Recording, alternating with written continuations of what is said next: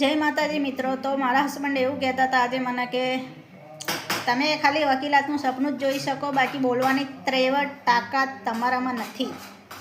તો excuse me, હું તમને એક ડ્રાફ્ટ બોલીને સાંભળજો અને કહેજો કે બોલવાની તેવડ છે કે નહીં મારી વકીલ તરીકે। હિન્દુ લગ્ન અધિનિયમ 1955ની કલમ 13B મુજબની અરજી અરજદાર નંબર 1 પતિનું નામ, વ્યવસાય, ઉંમર, સરનામું, અરજદાર નંબર 2 વ્યવસાય, પત્નીનું નામ, ઉંમર, વ્યવસાય, સરનામું, વિષય પરસ્પર સંમતિથી લગ્ન વિચ્છેદ છૂટાછેડા લેવા બાબત માનનીય કોર્ટ સમક્ષ અરજદારોની સંયુક્ત રજૂઆત નીચે મુજબ છે। અરજદાર નંબર 1 અને 2ના લગ્ન હિન્દુ શાસ્ત્રોક્ત વિધિ મુજબ તારીખ 2/2/22ના રોજ અમદાવાદ મુકામે થયેલ છે।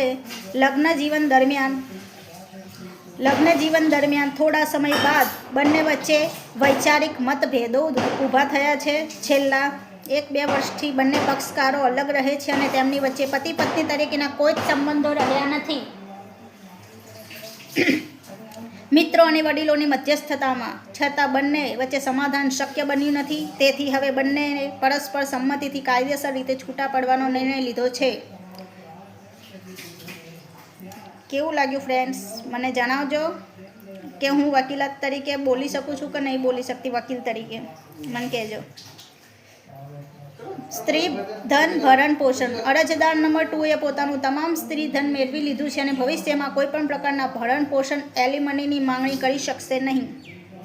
સંતાનની કસ્ટડી માતા પાસે કે પિતા પાસે રહેશે। લેણ દેણ બંને પક્ષકારો વચ્ચે હવે કોઈપણ પ્રકારની મિલકત કે આર્થિક લેણ દેણ બાકી રહેતી નથી। આ અરજી કોઈપણ પ્રકારના દબાણ કે લાલચ વગર બંને પક્ષકારોએ પોતાની સ્વેચ્છાએ ફાઇલ કરી છે।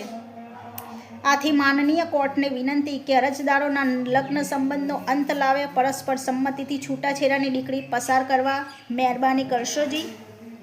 તો ફ્રેન્ડ્સ, મારા હસબન્ડે મને ચેલેન્જ કર્યો હતો કે તમે વકીલનું સપનું જોઈ શકો, વકીલ જેવું બોલી ના શકો, તો હું એમને બતાવવા માટે સ્પેશિયલી આ વિડીયો બનાવ્યો।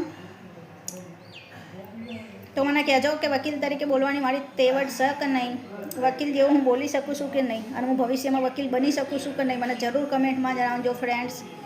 જય માતાજી, જય હનુમાનજી મહારાજ। કેવું લાગ્યું મારું બોલવાનું મને કહેજો, જરૂર જણાવજો। તમારા ઉપર ડિપેન્ડ છે બધું, તમે કહેશો એ જ સાચું।